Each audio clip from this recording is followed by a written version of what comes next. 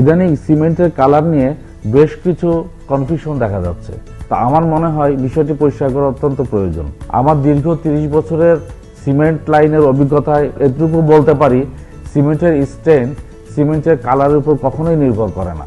সাধারণত প্রাকৃতিকভাবে বিভিন্ন স্থান থেকে প্রাপ্ত র মেটেরিয়ালসের কারণেই সিমেন্টের কালার বা শেডের পার্থক্য দেখা দেয়।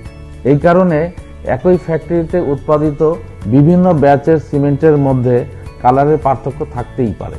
তার মানে সিমেন্টের কোয়ালিটি কখনো এর কালারের উপরে নির্ভর করে না, বরং উৎপাদন প্রক্রিয়ায় কোন ধরনের র মেটেরিয়ালস ব্যবহৃত হয়েছে, কেমন ফাইননেস নিয়ন্ত্রণ করা হয়েছে এবং উৎপাদন প্রক্রিয়ায় কোন ধরনের কোয়ালিটি মেজার্স গ্রহণ করা হয়েছিল ইত্যাদির উপরে নির্ভরশীল। মূলত সিমেন্টের কালার হচ্ছে ধূসর বা হালকা বাদামি বর্ণের। আধুনিক সিমেন্ট উৎপাদন ব্যবস্থাপনায় বিভিন্ন ধরনের প্রজ্বলনিক ম্যাটেরিয়াল যেমন স্ল্যাগ, ফ্লাই অ্যাশ ইত্যাদি প্রতিস্থাপনের মাধ্যমে হাই স্ট্রেংথ সিমেন্ট উৎপন্ন হয়ে থাকে।